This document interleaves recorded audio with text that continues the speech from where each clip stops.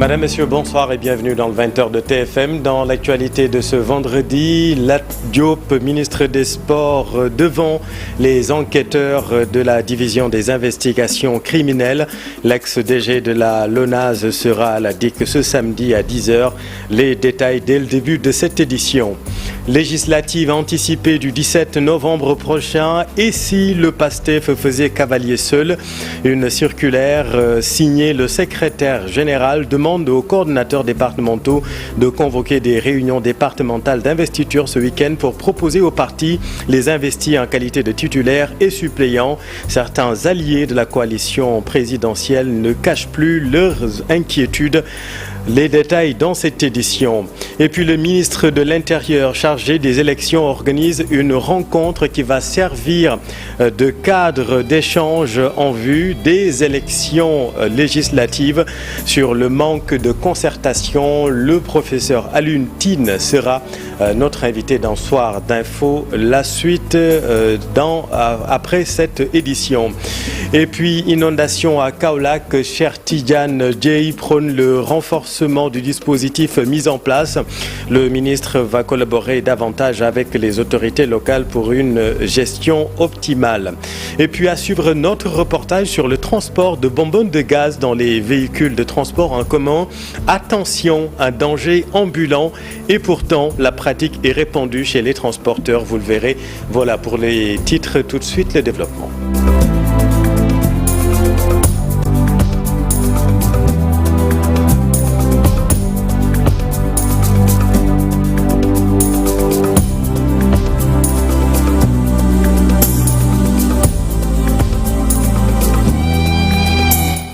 L'ancien ministre des Sports, Lat Diop, à la division des investigations criminelles, l'ex-DG de la LONASE et le premier dignitaire de l'ancien régime à être convoqué à la DIC 3 jours seulement après l'installation des 27 magistrats du pôle judiciaire financier. Le militant de l'Alliance pour la République est convoqué donc ce samedi à 10h. Et si le PASTEF faisait cavalier seul à moins de 10 jours du dépôt des listes et des dossiers de candidature aux élections législatives anticipées du 17 novembre 2024, le parti présidentiel s'active dans la confection des listes de candidats. Le PASTEF a publié une lettre circulaire demandant à ses coordonnateurs départementaux et ceux des autres circonscriptions électorales législatives de l'extérieur de convoquer des réunions départementales d'investiture ce week-end pour proposer aux partis les hommes et femmes investis en qualité de titulaires et suppléants au niveau de leur département. Une circulaire considérée au sein de la coalition présidentielle comme le glas de la dite coalition.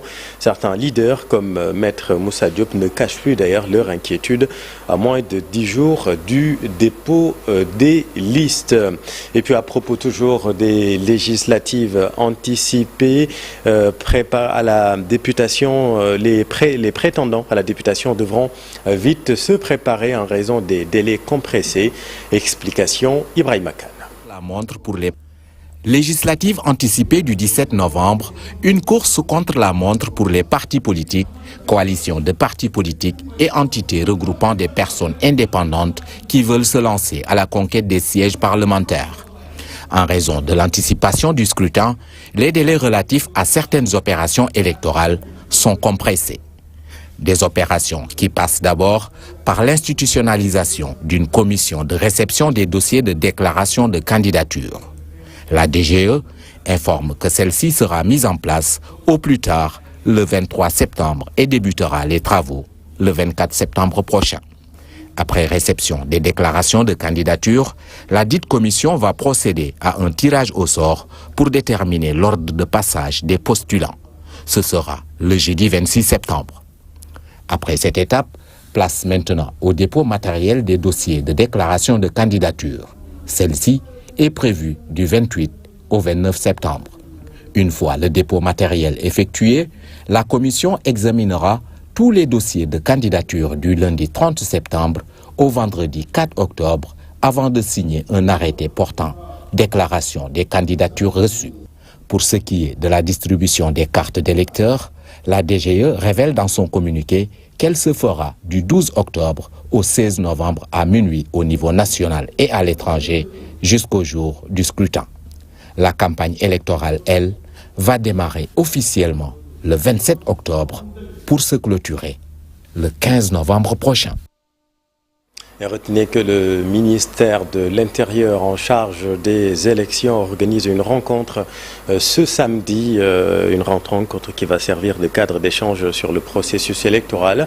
Les représentants des partis politiques, coalitions, entités regroupant des personnes indépendantes, organes de contrôle et de supervision du processus électoral, tout le monde est convié donc à cette réunion ce samedi. En vue des législatives, création du Parti pour la souveraineté et le développement, Jitel Njariñ Rewmi, PSD Njariñ, Aly Ngouille Ndiaye, l'ex-ministre de l'Intérieur, annonce donc la création de son parti. Maguette Sène, l'apériste également avec d'autres maires, ont créé le mouvement politique Marche des territoires Andu Nawlé en vue de ces prochaines élections législatives. Selon Maguette Sène, c'est pour l'autonomisation des départements à travers l'augmentation des fonds de dotation. Le voici avec Ndeye Mati Dieng. Nous avons lancé le mouvement politique appelé la Marche des territoires Andu Nawlé. D'emblée, il faut préciser que ce mouvement politique transcende les appartenances partisanes qui sont propres aux partis politiques.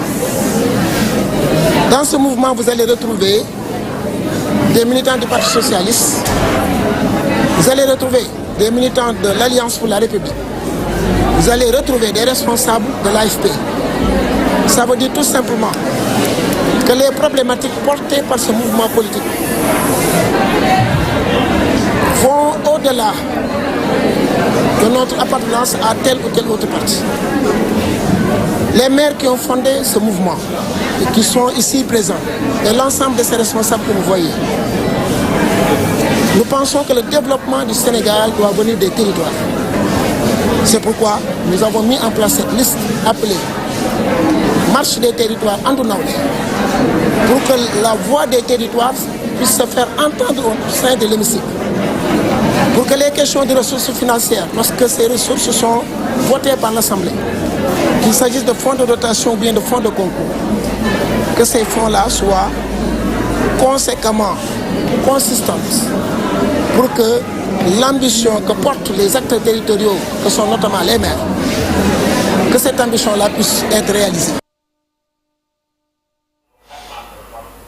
Inondation à Kaolack, Cheikh Tidiane Dièye prône le renforcement du dispositif mis en place. Le ministre va collaborer davantage avec les autorités locales. Le voici avec notre équipe à Kaolack. Parce qu'on est dans le temps des urgences, mais aussitôt après l'hivernage, Inch'Allah, dans l'ensemble des villes du Sénégal, à la hauteur des moyens de l'État, on ne peut pas tout faire tout de suite. Mais ils verront un État qui viendra prendre à bras le corps les problèmes, les études, les plans directeurs et tout le dispositif pour solutionner à moyen et long terme les problèmes d'assainissement seront mis en branle dans les prochains mois pour que partout, ensemble avec les collectivités locales, on puisse faire les études nécessaires, faire les travaux conjointement afin d'apporter des solutions. Juste ici derrière nous, cette rue importante de Kaolack que j'ai visitée avec M. le maire, qui connaît des désagréments avec des réseaux de ONAS saturés parce que malheureusement en temps de pluie, avec les ruissellements, quelquefois on ouvre les regards pour un écoulement plus rapide, mais lorsqu'on le fait, les déchets plastiques rentrent. On a même vu des pneus et d'autres qui n'ont rien à faire dans les égouts qui étaient là et qui finissent par obstruer les canalisations. Et l'ONAS est en train de prendre toutes les dispositions appropriées pour faire les curages et nettoyer, enlever ces saletés, parce qu'après chaque pluie, ça revient. Et je leur ai dit d'être présent et de le faire régulièrement en collaboration avec la mairie. Et je suis heureux aussi d'avoir entendu que le maire a des projets ici de pavage de cette route. Et je leur ai dit... Le transport de bonbonnes de gaz dans les véhicules de transport en commun, attention, danger ambulant. Et pourtant, la pratique est répandue chez les transporteurs. C'est un reportage édifiant de Abdoulaye Diop.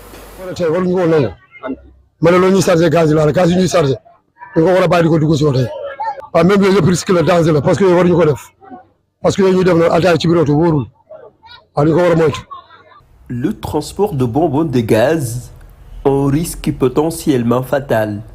car un bus transportant à la fois des passagers et des bonbonnes de gaz est entré en collision avec un camion sur la RN3 dans la commune de Ndangalma la semaine dernière. L'accident a fait 52 victimes, dont 16 décès et 36 blessés.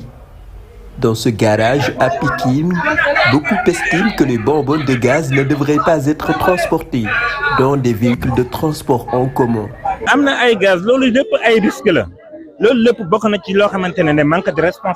Oui, c'est risqué, c'est un manque de responsabilité, mais quand même, il y a des chauffeurs qui sont responsables.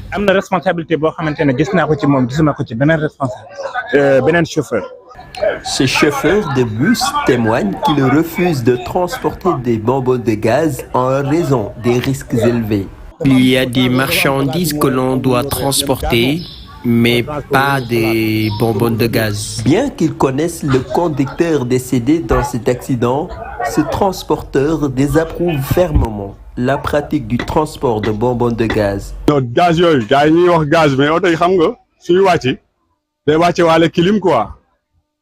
Ces bus ont des climatiseurs, mais si ces derniers ne fonctionnent plus, on doit vider les bonbonnes de gaz, mais on ne doit pas les transporter. En tout cas, moi, je ne le fais pas. Cependant, je sais que le chauffeur qui est décédé est un responsable.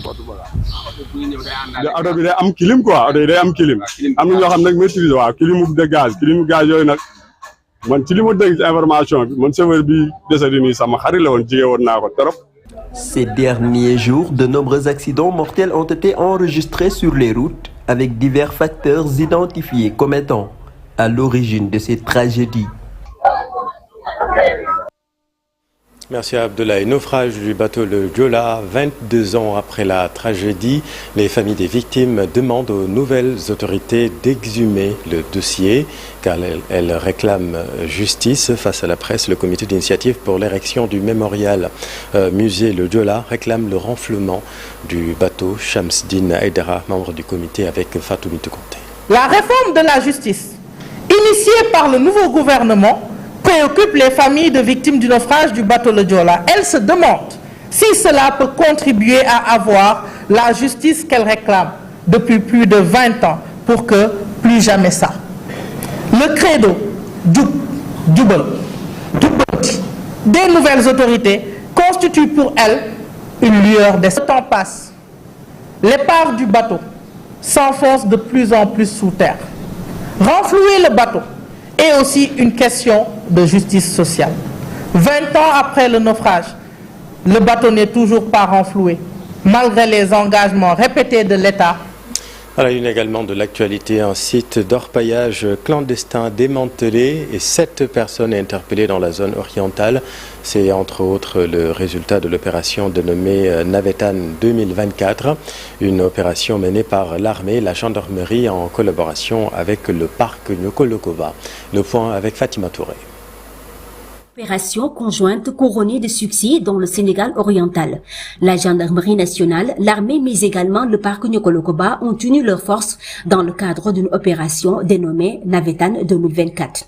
Hier, à Kidira et Saraya, les unités territoriales, notamment les groupes d'action rapide de surveillance et d'intervention Garci 1 et 2 ont frappé fort. 23 personnes identifiées, dont 10 Maliens. Autre résultat de l'opération, le démantèlement d'un site d'orpaillage clandestin de Massamassa dans la commune de Bembo. Des groupes électrogènes au nombre de 23 et 26 marteaux-piqueurs saisis, mais également une motopompe. 45 personnes ont été contrôlées au cours de l'opération, dont 7 interpellations. Tout autre chose, le débat sur le voile refait surface lors de la rencontre concernant la préparation de la rentrée scolaire. Le Premier ministre est revenu sur la question en demandant le respect de la Constitution dans les écoles. Fatou Mitukonte. Le port du voile continue de faire polémique. Hier, lors d'une rencontre pour la préparation de la rentrée scolaire, le Premier ministre Ousmane Sonko a relancé le débat. Un débat qui n'a pas sa raison d'être, selon le secrétaire général de l'UDEN. Pour éviter ce débat qui me semble être un débat stérile et qui n'apporte rien, en tout cas, à l'école de manière générale. Mais je crois que ces débats de voile, ces débats, ça ne s'est jamais posé. Ça ne s'est jamais posé. Il ne faut pas que l'on crée des situations qui n'ont jamais existé. Nous avons toujours cohabité dans la sérénité, dans la paix et dans le respect mutuel des croyances des uns et des autres. Et je crois que nous devons continuer dans ce siège. Abdourahmane Gueye estime que les priorités sont ailleurs. Pour un Sénégal de droit, de justice et d'équité, et c'est ça qui va nous permettre d'asseoir une école qui soit une école publique où les enfants pourront s'épanouir, se former et demain devenir des citoyens à même de contribuer au développement de leur pays. C'est ça qui est plus important. En tout cas, de large concertation s'impose avec tous les acteurs de l'école sénégalaise. Comme ça se fait régulièrement dans le secteur de l'éducation. Et chaque acteur quand même doit donner son point de vue pour essayer de trouver des solutions par rapport à ce port de voile. Le port du voile à l'école, un sujet assez complexe qui mérite réflexion.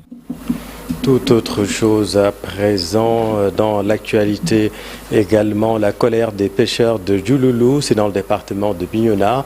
Ils accusent les responsables de l'aire marine protégée de Maïla de procéder à des saisies régulières de leurs équipements de pêche sans aucune base légale et en violation des dispositions des textes qui encadrent l'activité pêche artisanale.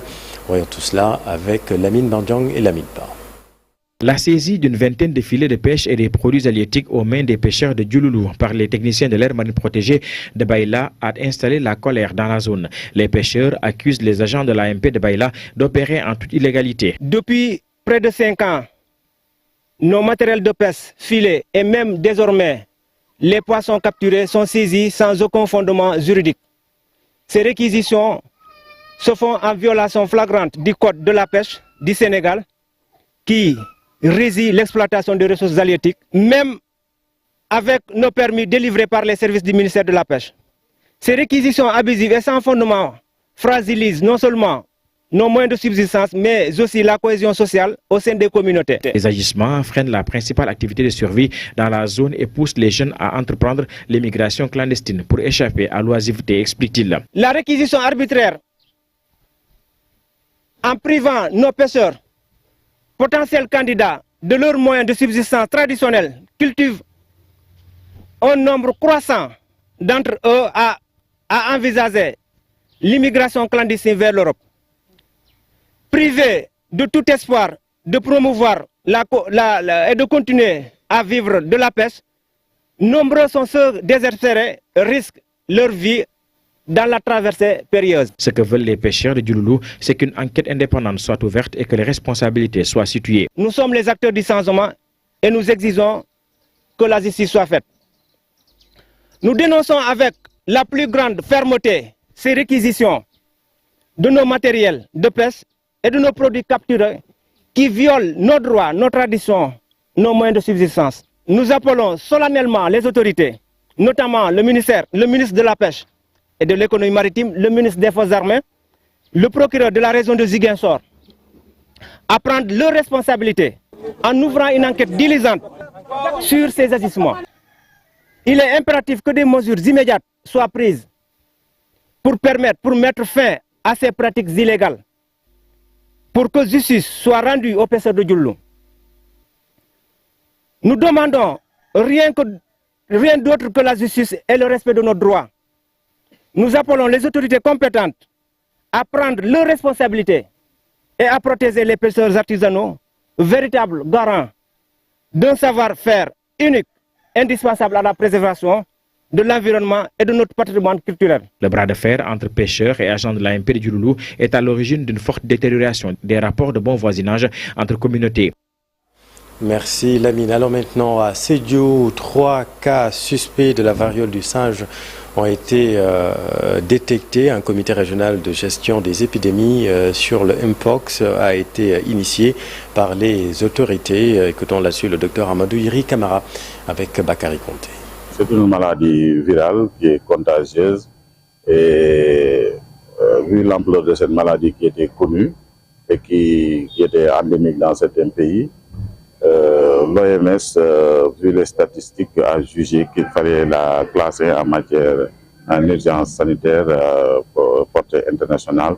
Au niveau de Sédhiou, on n'a pas de cas positifs, de Mpox et que des cas ont été identifiés, des cas suspects, mais tous ces cas ont été infirmés. Ce ne sont pas des cas de Mpox et je le répète, actuellement, nous sommes dans la préparation en comité de gestion des épidémies, mais nous n'avons aucun cas de Sédhiou. On a 2 cas suspects, un à Bunkiling, je dois dire même 3, un cas à Bunkiling, un à Goudomp et à Sédhiou, mais celui de Goudomp n'a pas été prélevé, celui de Sédhiou était négatif et celui de Bunkiling également négatif. Donc actuellement, la surveillance va bon train et nous préparons également à la prise en charge parce que nous avons quand même, il faut savoir que les pays frontaliers ont cette maladie et donc on se prépare pour être prêt et nous en profitons pour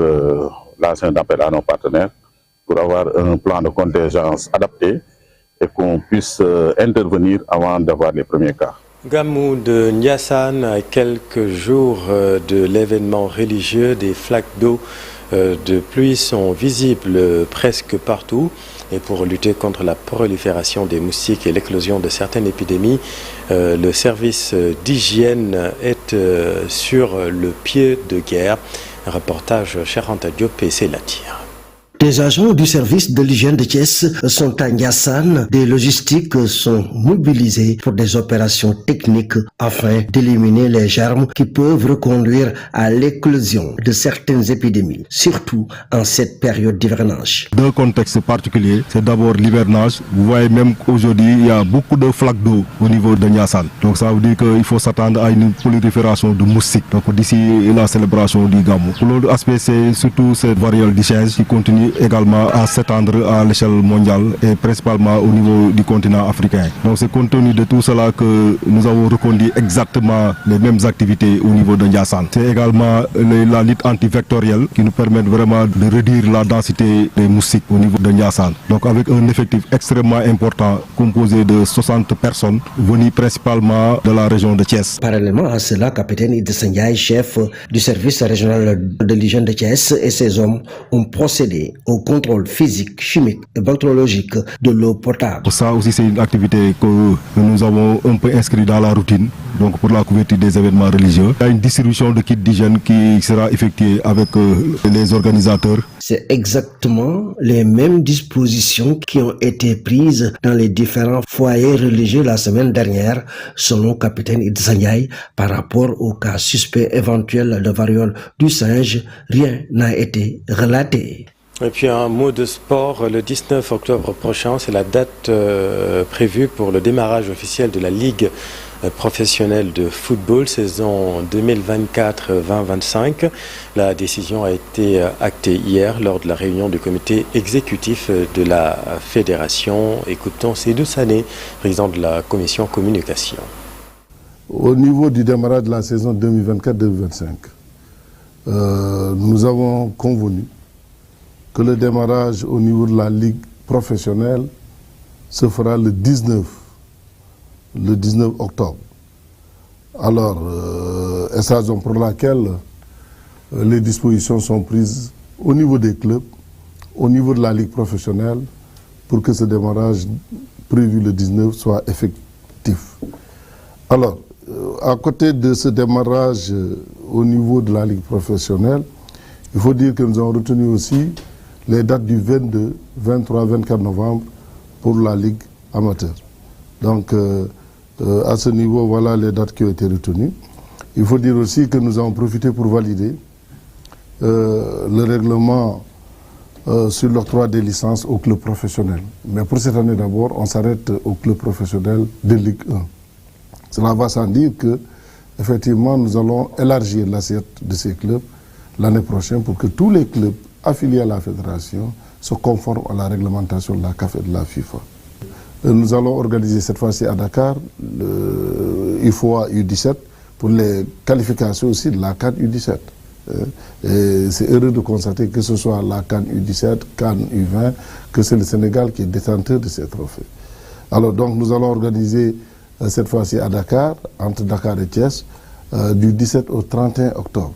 Donc c'est le Sénégal, de la même manière que nous sommes en train d'organiser au Libéria, nous allons l'organiser à Dakar et cette fois-ci nous avons un double défi, le défi de la participation et de l'organisation. Donc nous avons pris tous les atouts de notre côté pour que ça soit un événement réussi.